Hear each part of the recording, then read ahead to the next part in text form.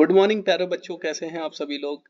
आशा करते हैं कि आप सभी लोगों का समर वेकेशन बहुत ही शानदार तरीके से गुजर रहा होगा। और जिस तरीके से समर वेकेशन जा रही हैं, मुझे पता नहीं कि कानपुर का मौसम किस तरीके का है। फिलहाल चंबल की वादियों से आप सभी लोगों का स्वागत है आपके अपने यूट्यूब चैनल पे। जैसा कि आप लोगों को पता है कि मैं अभी छुट्टियों पर हूँ, वेकेशंस पर हूँ, लेकिन आप लोगों से बात ना कर पाने का मलाल तो है ही। तो मैंने सोचा क्यों ना क्यों कुछ इस तरीके का साधन विकसित कर लिया जाए कि आप लोगों से बातचीत होती रहे, भले ही डायरेक्टली नहीं, वर्चुअली। इसी विषय पर मैंने सोचा कि कोई ना कोई एक ऐसा टॉपिक उठाते हैं जो आजकल न्यूज़ में भी है, और साथ ही साथ हमारे आगे आने वाले कंपटीशन के जो जीवन का सफ़र है उसके शुरू होने से पहले हमें कुछ ऐसी जानकारियां मिल सकें जो कि हिस्ट्री के रिस्पेक्ट से भी बहुत ज़्यादा इंपॉर्टेंट है, और साथ ही साथ में हमारे नॉलेज के नज़रिए से भी। तो जैसा कि आप सभी लोगों को पता है कि आगे आने वाले समय में 28 तारीख को प्रधानमंत्री नरेंद्र मोदी जी के द्वारा स्वागत किया जाने वाला है, उसका उद्घाटन किया जाने वाला है भारत के नए लोकतंत्र के मंदिर यानी कि भारत की नई संसद का। तो भारत की इस नई संसद का उद्घाटन हो प्रधानमंत्री नरेंद्र मोदी जी के द्वारा, लेकिन इसी बीच में भारत के विपक्ष के द्वारा एक बखेड़ा खड़ा कर दिया गया है।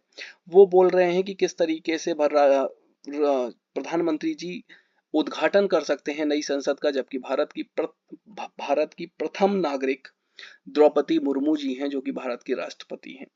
तो इससे पहले कि इस विवाद के बारे में हम लोग पढ़ें, मैं थोड़ी सी आप लोगों को चर्चा दिखा देता हूं न्यूज के बारे में। फिलहाल हम लोग इस न्यूज के आगे चलेंगे, हम लोग अपने तरीके से जानने का प्रयास करेंगे कि इतिहास के पर्सपेक्टिव से इसका क्या इंपॉर्टेंस है और इससे हम लोग क्या सीख सकते हैं, क्योंकि हमें राजनीतिक विभेदों में नहीं पड़ना है। हाँ, और हमें अपने नॉलेज की चीजें निकालनी है। तो आपके सामने प्रथम न्यूज कटिंग आपके सामने ये रही। आप देख पा रहे होंगे कि किस तरीके से यहाँ पे, ये देखिए, कांग्रेस का पूरा जिस तरीके से उन्होंने क्लेम किया है, और ये नई पार्लियामेंट के विषय में अलग अलग न्यूज़पेपर्स की हेडिंग और कटिंग आपके सामने है। चलिए फिलहाल इसको ज़्यादा आगे ना समझते हुए हम लोग आगे चलते हैं, अपने सेशन को आगे बढ़ाते हैं। और अपने सेशन को आगे बढ़ाते हुए आपके सामने उपस्थित हो चुकी है गवर्नमेंट ऑफ इंडिया की साइट।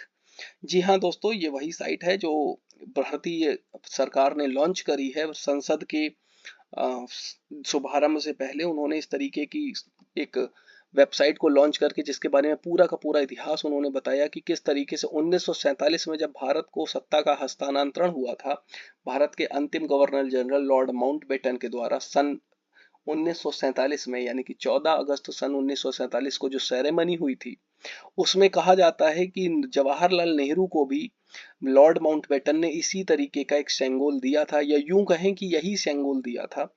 हालांकि इसके बारे में कोई भी चर्चा इतिहास में इसलिए नहीं है क्योंकि ये एक बहुत ही ज्यादा अनपेपर्ड कार्यक्रम था, भारत में दंगे भड़क रहे थे, तो इसको ज्यादा कवरेज नहीं मिला था। हालांकि द टेलीग्राफ जो पत्रिका है, टाइम मैगजीन पत्रिका, सॉरी, उस टाइम मैगजीन पत्रिका में भी इसका जिक्र है, ऐसा कहा जाता है।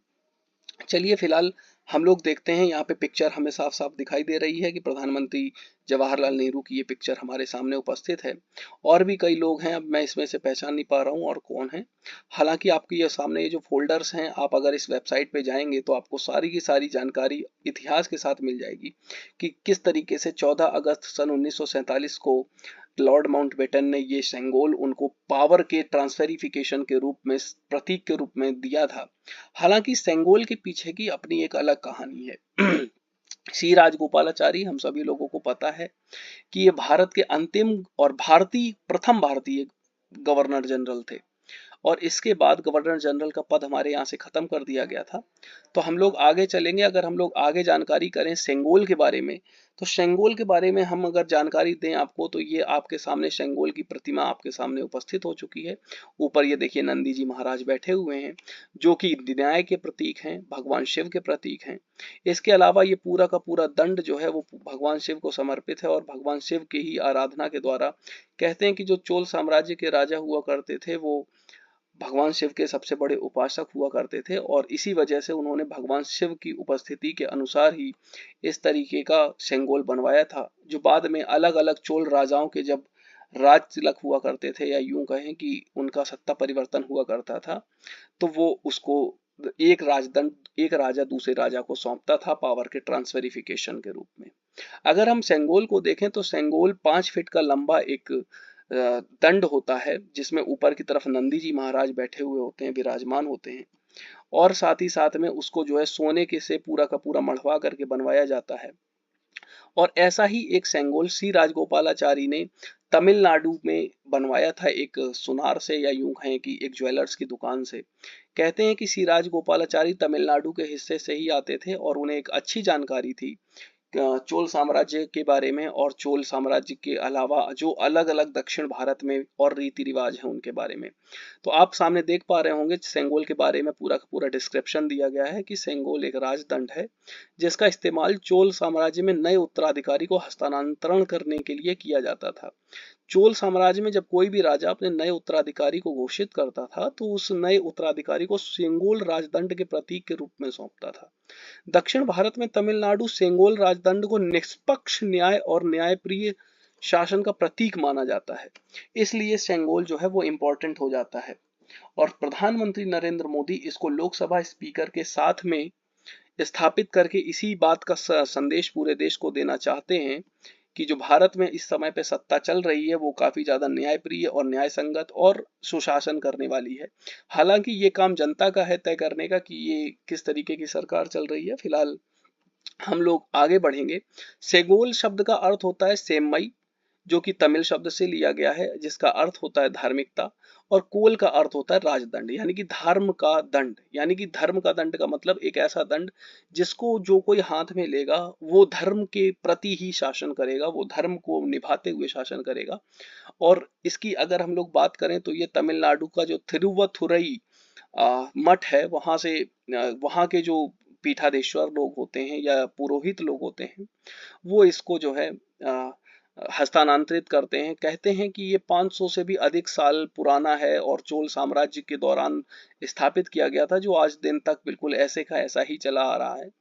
तो इसके बारे में क्या सच्चाई है नहीं पता, लेकिन अगर हम लोगों ने बाहुबली मूवी देखी होगी तो बाहुबली मूवी में आप सभी लोगों ने बहुत बार ध्यान से देखा होगा कि ये बाहुबली की जो माता जी जब पूजा करने के लिए जाती हैं तो इस तरीके का एक दंड उनके हाथ में होता है, जो कि साउथ की ही बनी मूवी है। और ये कुछ ना कुछ इशारा जरूर करती है कि किस तरीके से दक्षिण भारत के इतिहास में इस दंड का काफी ज्यादा महत्व है। ये देखिए आपके सामने ये दंड दिखाई दे रहा है इनके हाथ में। तो हालांकि कुछ ना कुछ तो सच्चाई है, जबकि कांग्रेस पार्टी इस बात से साफ इनकार कर रही है कि ऐसा कोई भी दस्तावेज नहीं है जो ये साबित कर सके कि इस तरीके का दंड हस्तांतरित हुआ था लॉर्ड माउंटबेटन और प्रधानमंत्री जवाहरलाल नेहरू के बीच में। कहते हैं कि जो दंड आप दिखा रहे हो ये अभी तक प्रयागराज के एक म्यूजियम में रखा रहा है, जो कि पंडित नेहरू की एक वॉकिंग स्टिक के रूप में कहा जाता है कि उनकी वॉकिंग स्टिक थी। फिलहाल राजनीतियों का दौर चलता रहेगा और इस तरीके से पक्ष और विपक्ष एक दूसरे पे आरोप लगाते रहेंगे। हमारा कार्य है कि हम इनमें से अपने बीच के नॉलेज को निकालते रहें और उसके बारे में जानते रहें। फिलहाल आपके सामने जो पिक्चर दिखाई जा रही है ये पिक्चर उसी मठ की है जिस मठ से जो है पीठाधीश्वर लोग जाते हैं और ये जो दंड है वो सौंपते हैं। फिलहाल ये देसीगर स्वामी जी महाराज हैं जिन्होंने, कहा जाता है कि यही देसीगर स्वामी जी महाराज गए थे उस समय पे प्रधानमंत्री जवाहरलाल नेहरू को वो दंड सौंपने के लिए, जो पहले लॉर्ड माउंटबेटन को सौंपा गया 14 अगस्त सन 1947 को, और फिर उसके बाद ये दंड जो है लॉर्ड माउंटबेटन ने प्रधानमंत्री जवाहरलाल नेहरू को सौंप दिया। आपके सामने तस्वीर दिखाई दे रही है उन्हीं महापुरुष की, सी राजगोपालाचारी की, जो कि भारत के पहले गवर्नर जनरल थे, और ये भारत के अंतिम गवर्नर जनरल ब्रिटिश साम्राज्य के लॉर्ड माउंटबेटन आपके सामने उपस्थित हैं। चलिए फिलहाल आज के सेशन में आप लोगों के लिए बस इतना ही।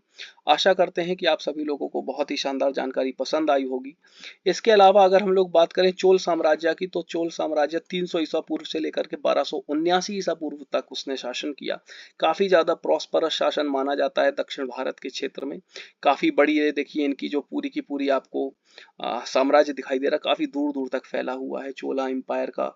और उनकी वजह से ये देखो पिंक कलर का जितना भी आपको एरिया दिखाई दे रहा है वो इनसे कितना प्रभावित था, इस बारे में भी आप लोग जानकारी पूरी की पूरी ले सकते हैं। और भी ज्यादा ब्रीफ तरीके से अगर आप लोग चोल साम्राज्य को पढ़ना चाहते हैं तो आप जा सकते हैं एनसीईआरटी की वेबसाइट पर और वहां पर चोल साम्राज्य को खोल करके पढ़ सकते हैं। फिलहाल अगर हम लोग बात करें इसके एस्टेब्लिशमेंट की, तो विजय राज चोल ने इसका स्थापन किया था, इसको स्थापित किया था। इनकी ऑफिशियल भाषा के रूप में तमिल, जो कि आज भी भारत की सबसे प्राचीन भाषाओं में से एक है, और धर्म हिंदू, सभी लोग जानते ही हैं। इन्होंने काफी ज्यादा मंदिरों के भी निर्माण कराए। तो आशा करते हैं कि आप लोगों को इस सेशन से बहुत सारी चीजें जानने को मिली हुई होंगी। इसके अलावा अगर आप हमारा डेली ब्लॉग का भी वीडियो या डेली ब्लॉग का चैनल फॉलो करना चाहते हैं तो वो डेली ब्लॉग का चैनल पुरोहित बीट्स के नाम से है। आप यूट्यूब पर जाकर के इसको भी सर्च कर सकते हैं। नीचे आप लोगों को उसका सर्चिंग आईडी भी दिया हुआ है। अगर पुरोहित बीट्स के नाम से नहीं मिलता है तो इस तरीके की ये वाली आईडी डाल करके भी आप सर्च कर सकते हैं। और हमारे द्वारा राजस्थान की सीरीज के कुछ वीडियोस डाले गए हैं, कुछ कानपुर के भी वीडियोस हैं, आप चाहें तो उन्हें भी देख सकते हैं।